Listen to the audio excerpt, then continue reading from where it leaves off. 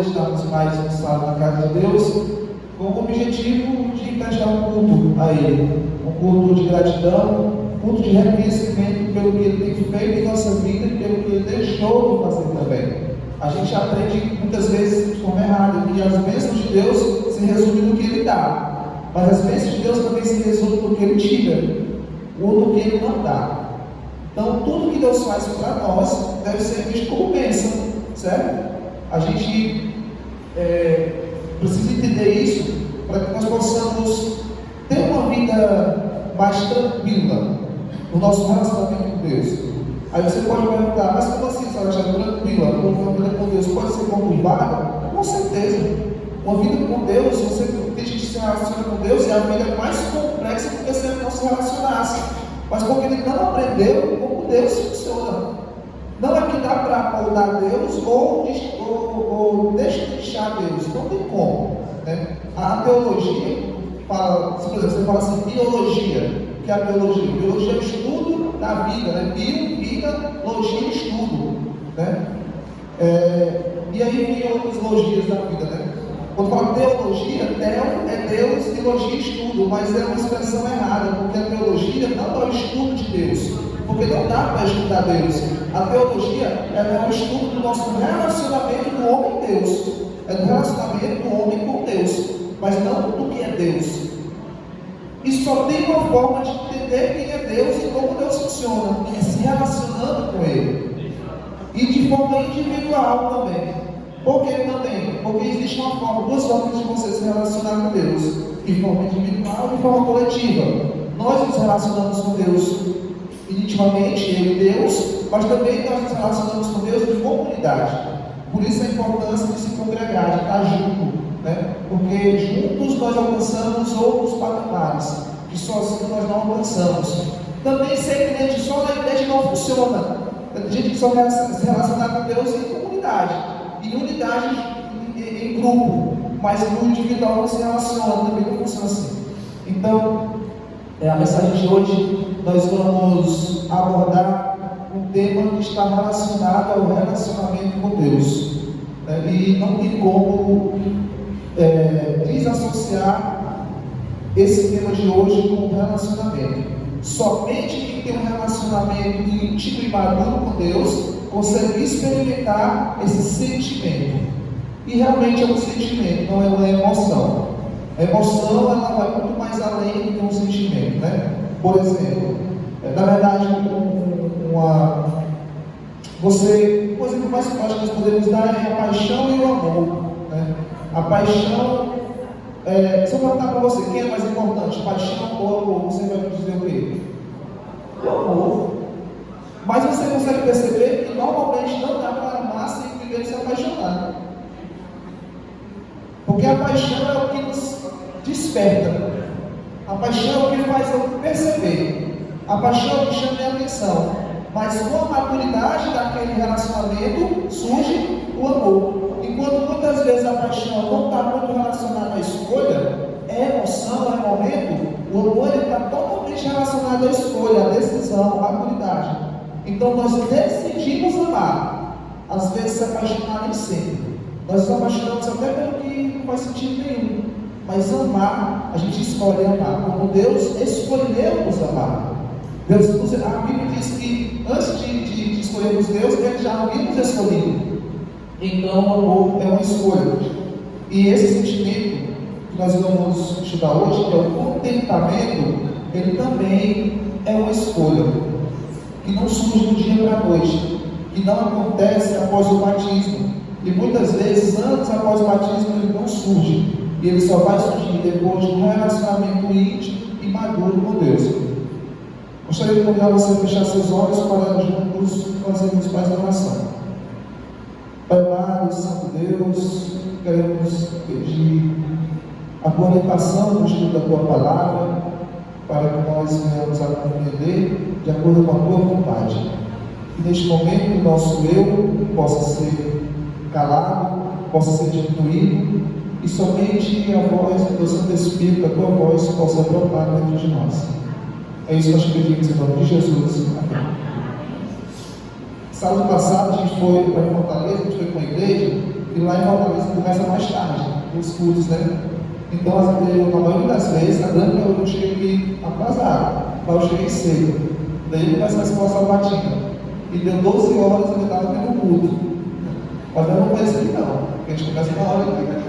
Então, 11 horas eu pretendo terminar. Vamos abrir nossas Bíblias em 1 Timóteo, capítulo 6.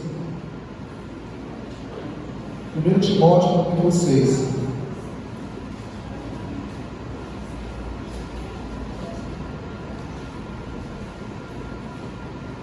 Paulo escreveu várias epístolas, né? Cartas a algumas igrejas, a alguns grupos, mas a carta de Timóteo, na verdade, a epístola de Paulo a Timóteo, a Tito também, ela se diferencia por a seguinte característica: Paulo não está falando para um grupo, Paulo está falando para um indivíduo, uma pessoa. Paulo está falando aqui para Timóteo. Timóteo, ele é um discípulo de Paulo. Timóteo, ele tem Paulo como referência. Timóteo, ele tem uma função de liderança no meio do povo de Deus. Paulo está preso, mas Timóteo está solto. E Paulo, ele percebe isso, que não adianta prender ele fisicamente, porque a palavra não pode ser presa. E ele tenta passar esse sentimento para Timóteo. Ele tem que dizer para Timóteo: olha, Timóteo, o que você tem, a mensagem que você tem, é muito mais importante do que você é. É mais importante do que você. Então, por mais que você esteja preso, enjaulado, acorrentado, essa palavra não pode parar. Então, sinta essa responsabilidade dessa palavra que está sobre você, essa mensagem que você decidiu carregar. Então, quando Paulo escreve a Coríntios, ele está falando para um coletivo. Quando ele fala para Timóteo, o tipo, ele está falando para uma pessoa que vai ter uma responsabilidade sobre uma coletividade, que é a igreja. 1 Timóteo, capítulo 6, versículo 6 a 10.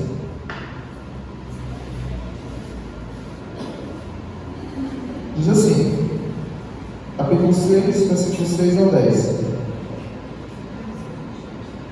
De fato, grande fonte de lucro é a piedade com o contentamento, porque nada temos trazido para o mundo, nem coisa alguma podemos levar nele, tendo sustento e com que nos vestir, estejamos contentes. Ora, os que querem ficar ricos caem em tentação e cilada, e em muitas concupiscências insensatas e perniciosas, as quais afogam os homens na ruína e perdição, porque o amor do dinheiro é a raiz de todos os males.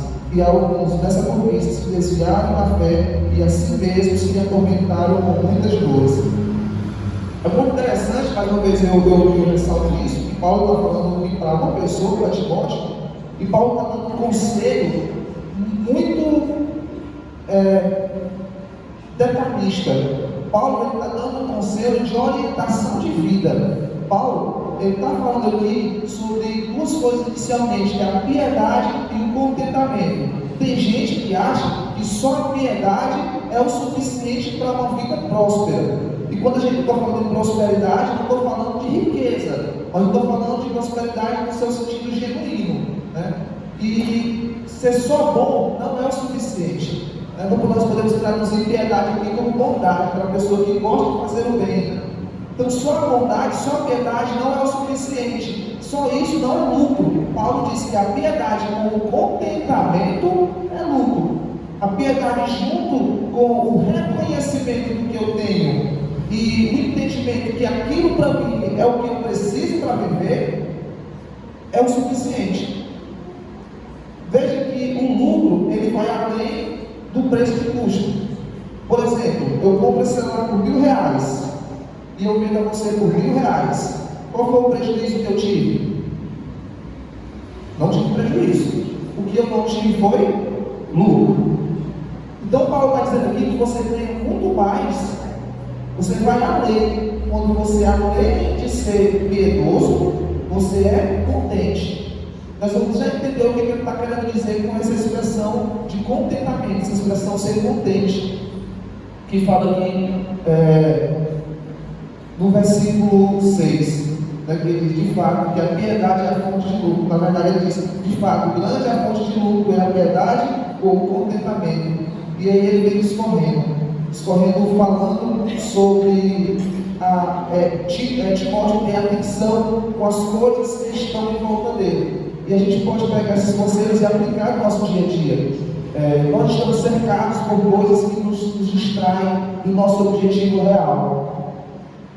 Ontem estava no PG, estava falando que eu não sou muito assistir jogos esportivos, mas eu gosto muito do estilo de vida do atleta. Um jogador de futebol, qualquer atleta que for. É uma coisa tão complexa o atletismo. Por exemplo, a gente olha para a vida de um jogador de futebol profissional, isso deve ser mil maravilhas. É aquela coisa, né? Tudo que a gente não vive, a gente acha que o outro é melhor. Mas o atleta, ele tem hora para dormir, ele tem hora para acordar, ele tem hora para comer, ele come a quantidade que ele tem que comer, ele não come o que ele quer, ele não vai para onde ele quer. Não é à toa que alguns jogadores, quando faz qualquer coisa fora do campo de futebol, todo mundo cai em cima de relacionamento, de amizade, vira notícia. E ele diz assim, normalmente alguns jogadores, o que importa é o que eu faço dentro de campo, fora de campo não importa. Mas a questão que ele não percebeu é que o que ele faz fora de campo pode interferir diretamente as decisões dele dentro de um campo de futebol. Na vida espiritual isso não é diferente. Muitas vezes a gente quer separar, quer fragmentar o meu eu que é crente, o meu eu que é fiel a Deus e o meu eu que é no dia a dia, que é no trabalho. Então às vezes nós lutamos por coisas, nós nos esforçamos por coisas que não tem nada a ver pelo reino de Deus. Isso é errado? É errado quando eu paro de lutar pelas coisas que é no reino de Deus para lutar pelas coisas que não são no reino de Deus. E aí vem o anseio, surge a avareza, que é o desejo de ficar rico. Rico não somente no sentido financeiro, mas de alcançar a ascensão social, de ser reconhecido, de ser percebido como a melhor ou como o melhor. E isso nos faz mal. Essas virtudes que Paulo traz para ti, de aconselhamento, elas precisam ser incorporadas na nossa fé, de entender que nós nascemos sem nada e nós morreremos sem nada.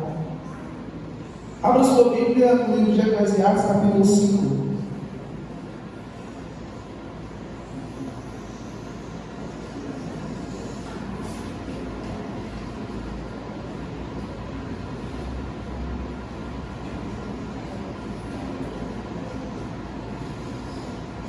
Eclesiastes capítulo 5, versículo 15. Nós entramos neste mundo sem nada e sairemos dele sem nada. Olha o que a palavra de Deus diz em Eclesiastes capítulo 5, versículo 15. Diz assim: como saiu do ventre de sua mãe, assim tu voltará, indo-se como veio, e do seu trabalho nada poderá levar consigo. A pergunta que eu faço é: então por que trabalhar? Então por que construir? Então por que lutar tanto por algumas coisas se nós não vamos levar nada disso? Se a gente fosse resumir somente nesse pensamento, a gente vai entrar numa crise existencial gigantesca e dizer assim: eu preciso trabalhar para viver, eu preciso conseguir, que seria uma moradia, alimentação, vestimenta, ter um reconhecimento social, uma função social, ou seja, um trabalho. Mas aí a palavra de Deus vem aqui, o Eclesiastes diz que você vai nascer 100 e você vai morrer 100. Esse texto ele não invalida o pensamento de queremos conseguir o que precisamos conseguir aqui na terra. Ele está dizendo que nós nascemos 100 e morreremos 100, mas ele não está dizendo que a gente vive sem essas coisas, que é possível viver sem nada. O texto em nenhum momento está falando isso, e a gente não pode dizer que ele está falando isso, senão a gente comete a extrapolação textual, dizer que o texto está falando uma coisa que ele não está falando. O texto está dizendo que da mesma forma que nós nascemos sem apego a nada, nós também morreremos mesmo que apegado às coisas, você vai morrer sem nada. Você nunca viu, eu nunca vi, pelo menos, acho que você também nunca viu, um cortejo fúnebre e na frente ou atrás no meio, alguma parte desse cortejo, um caminhão de mudança levando as coisas do falecido. Levando a cama, que foi cara, cama de 15 mil reais, levando uma TV de 80 polegadas, foi 7 mil, levando. Não vai levar, não dá para levar. Nem cabe, no mundo nem cabe. No Egito, isso acontecia.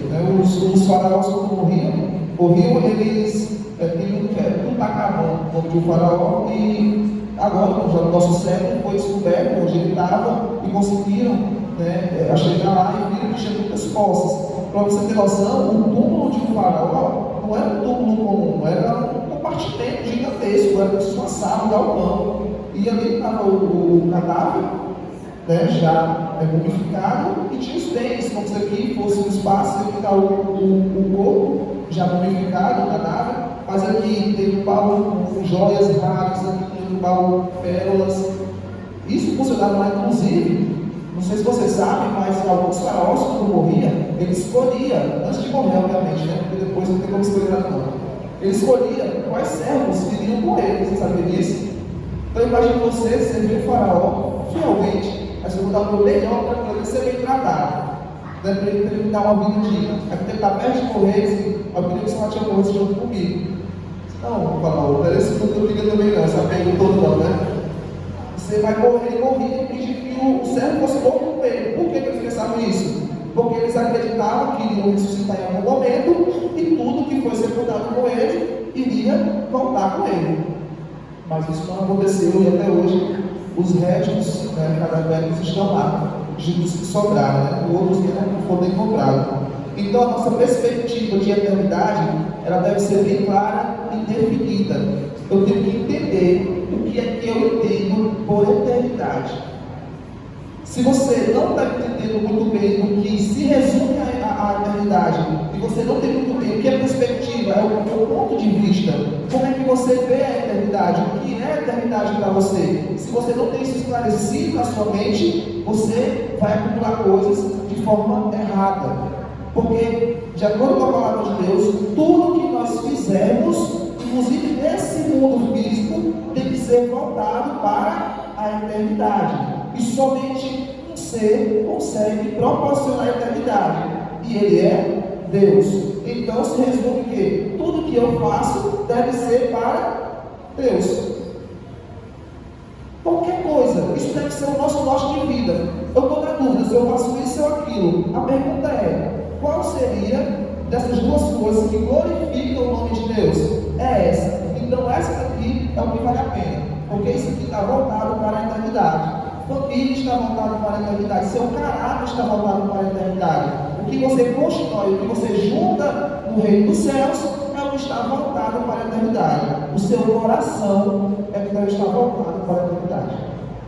Nós temos que entender isso. João Batista ele já pregava sobre esse assunto do contentamento, lá em Lucas capítulo 3, versículo 14.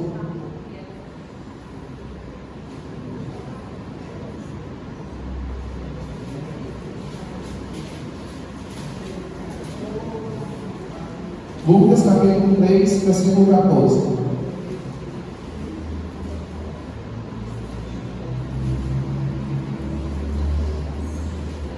Olha só o que diz o texto. Lucas capítulo 3, versículo 14 diz assim: também, aqui é João Batista falando, também os soldados perguntaram para João Batista: e nós, que faremos? Só contextualizando você aqui antes desse texto. Aqui alguns soldados se converteram. E você sabe, isso dos soldados romanos se converteram à mensagem de João Batista. E você sabe que a função de um soldado é um pouco intensa. Às vezes eles precisam tomar algumas atitudes que o cristão não é para estar tomando, não. Às vezes precisa usar força, às vezes precisa ser mais agressivo, mais imponente para conseguir controlar a situação. E eles perguntaram para ele: e nós nos convertemos, vivemos esse estilo de vida, nossa profissão, o que a gente faz agora, depois de se converter, de aceitar essa mensagem? Aí João Batista fala assim: a ninguém maltrateis, não pense denúncia falsa, e contentai-vos com o vosso soldo, com o vosso salário, com o que vocês ganham. Vocês sejam justos, tudo que vocês fizerem, façam pensando no reino de Deus. No reino de Deus, vocês vão matar? Não. No reino de Deus, vocês serão mentirosos? Não. No reino de Deus, vocês vão ter mais do que vocês precisam? Não. Então foquem no que é o reino de Deus. Se adaptem ao sistema do reino de Deus. Porque o reino de Deus, como qualquer outro sistema, como qualquer outro reino, ele tem um sistema de funcionamento. E no sistema de funcionamento do reino de Deus, você só tem o que que você precisa ter. Eu estava assistindo um podcast que estavam alguns estrangeiros, um francês, um alemão, tinha outro lá.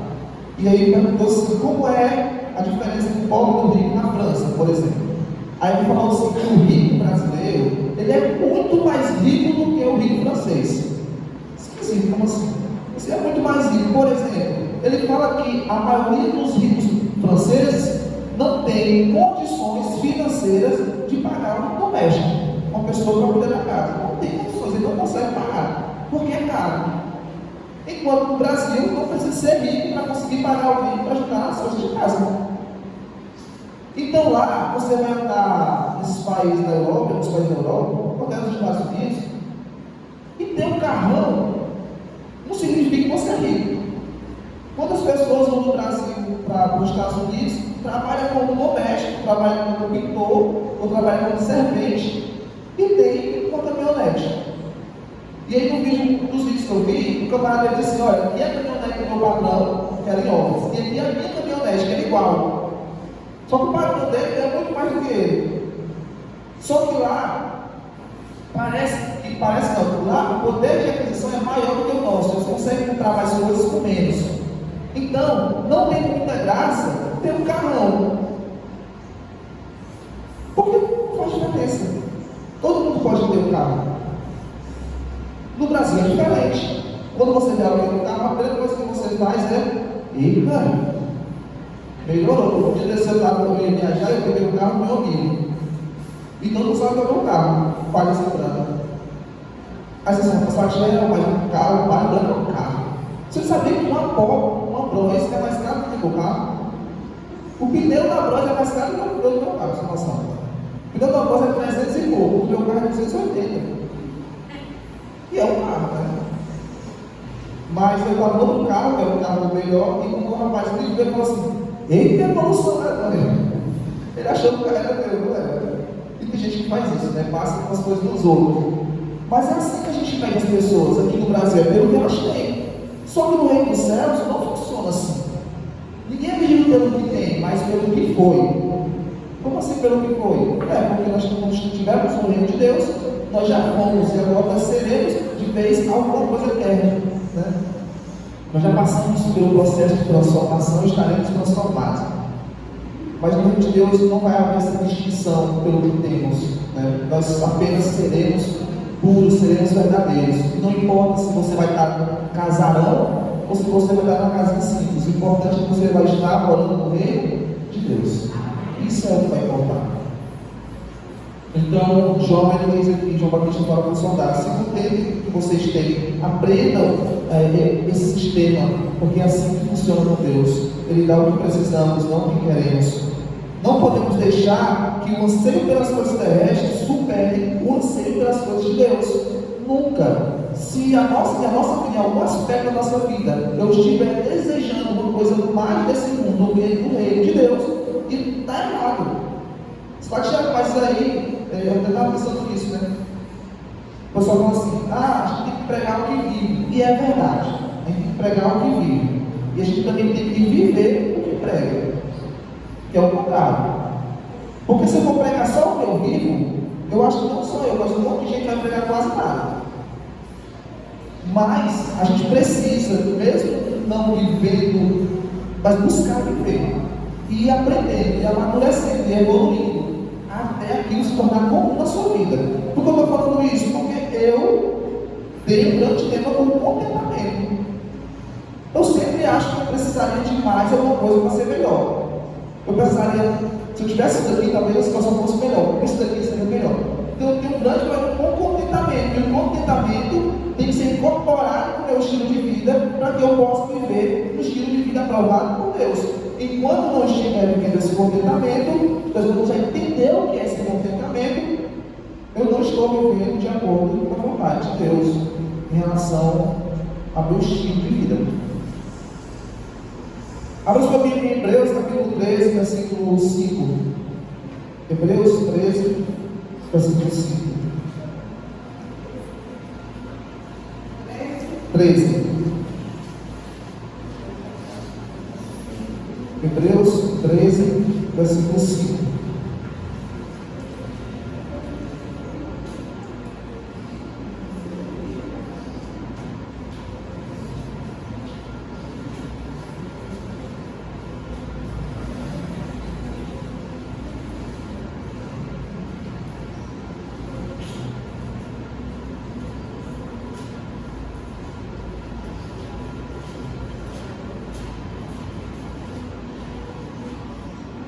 Olha só o que diz.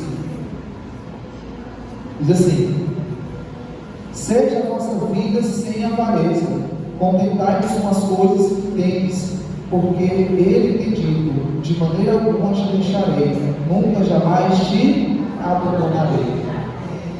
Se nós vivemos com avareza, nós estamos vivendo fora dessa promessa. Que promessa? De viver uma vida sabendo que nós não somos abandonados, que nós somos sustentados por Deus que nunca vai nos abandonar. E Paulo muitas vezes ele bate nessa tecla dizendo: não coloca a estabilidade da sua vida sobre o que você tem, e nem sobre o que você é, mas sobre o que Deus é. Percebe-se que a mensagem do contentamento aponta para a confiança no cuidado de Deus. Então, quando eu sou contente de verdade, quando eu sou contente verdadeiramente, ele diferente de alegria. A alegria é momentânea. Você concorda? Se eu lhe dar um presente agora, você vai ficar alegre. Lá atrás você me deu um presente, eu fiquei alegre. Já passou. Se você quiser me ver alegre de novo, você tem que dar outro presente.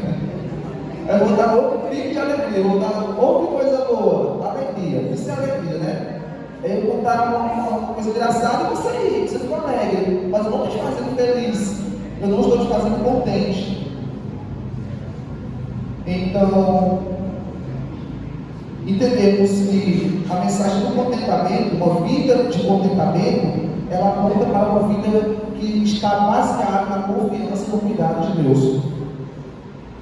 E a pergunta que eu faço para você, para finalizarmos aqui já: você confia realmente no cuidado de Deus?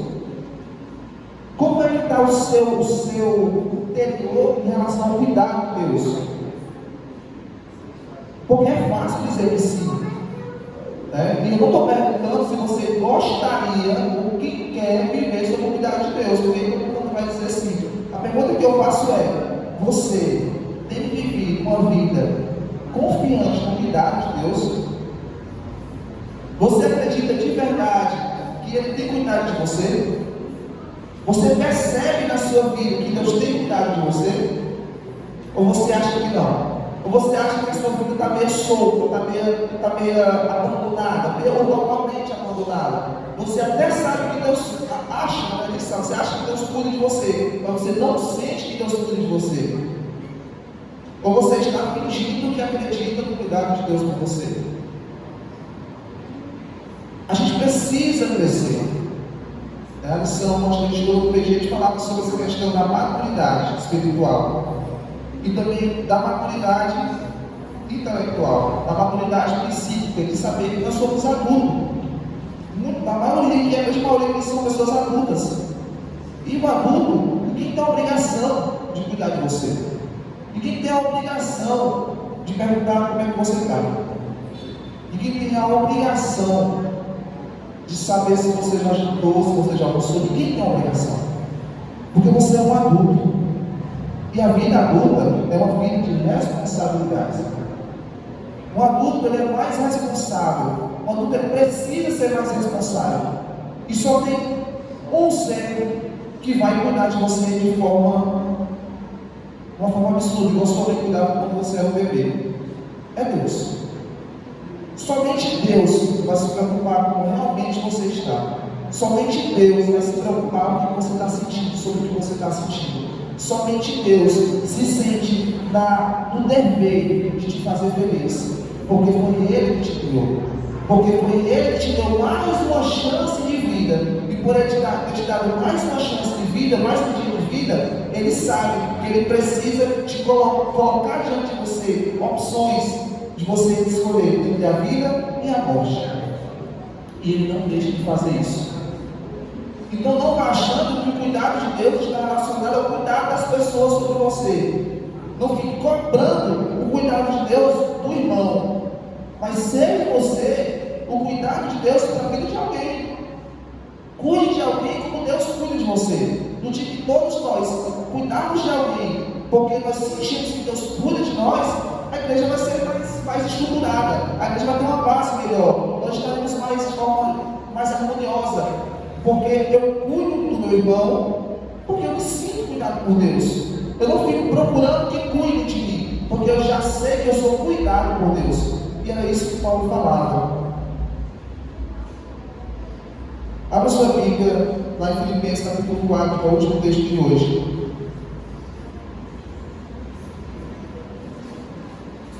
Filipenses capítulo 4.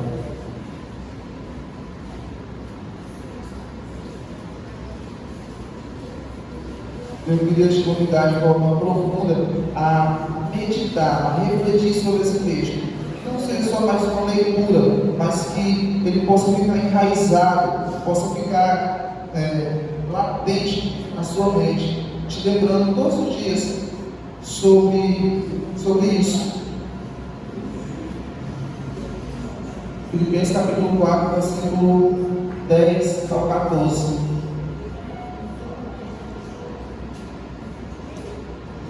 Diz assim: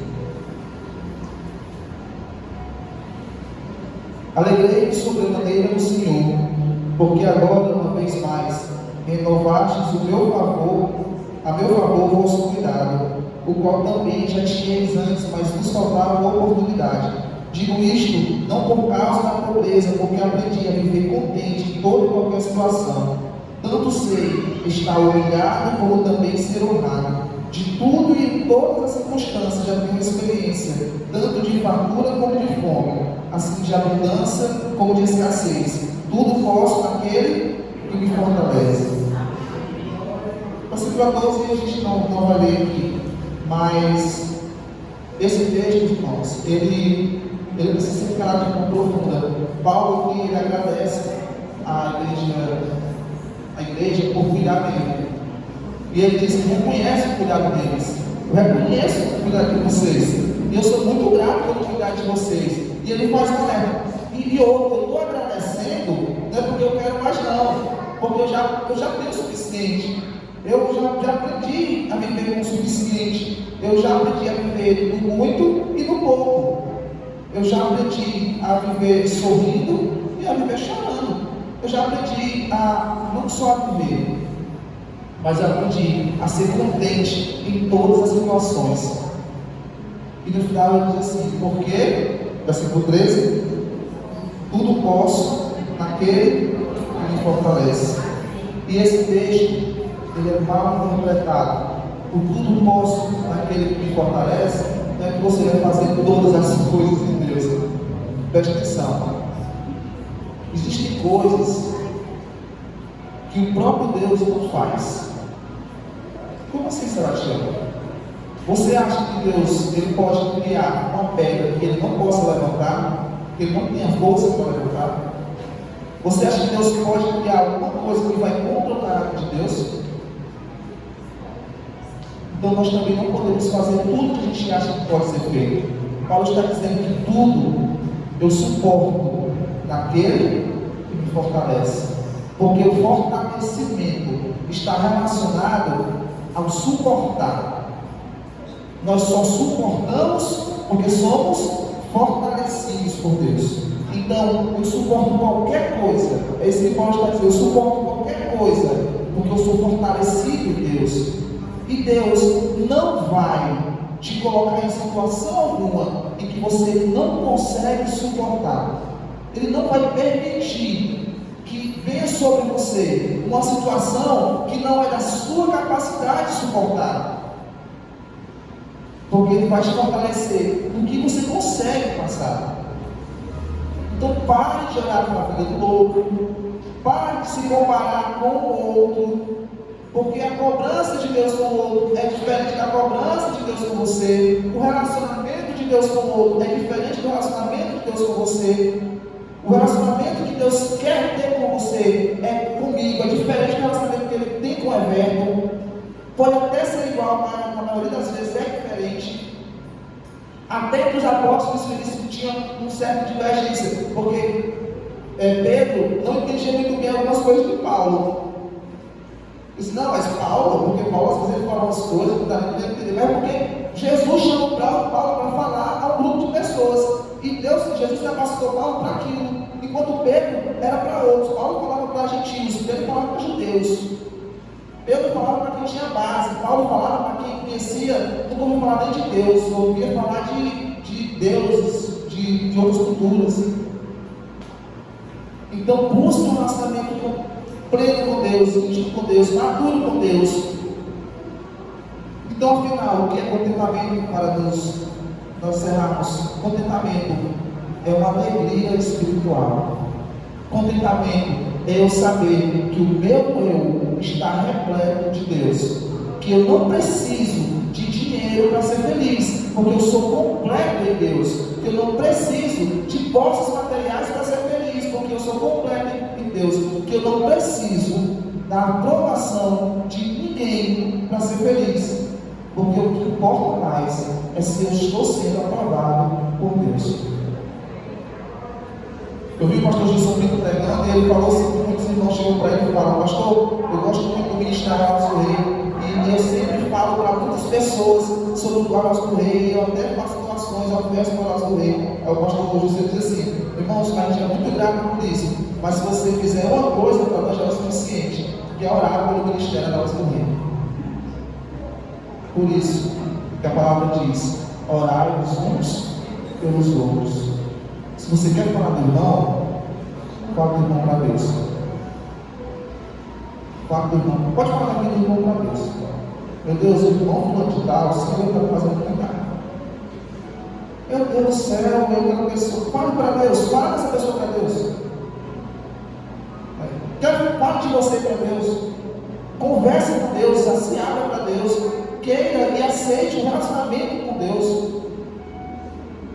E comece a ter uma experiência verdadeira com Deus, uma experiência madura com Deus. Tudo posso suportar aquele que me fortalece. Então a vida consiste nisso. É uma vida de felicidade plena em Deus. É uma vida de plenitude em Deus. Quando nós abandonarmos o nosso coração, abandonarmos a nossa mente, a nossa perspectiva de vida, nós estaremos conturbados, ansiosos, angustiados e sem contentamento que vem dos céus.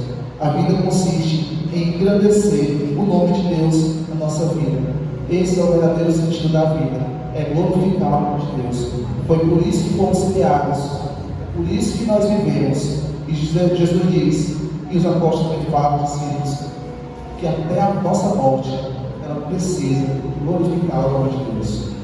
Então não importa o que você faça, não importa o que você tem, o que você não tem, o que importa é você estar em paz com Deus e saber que a sua vida é uma vida que tem um propósito de glorificar o nome de Deus. Vamos ouvir mais uma mensagem musical.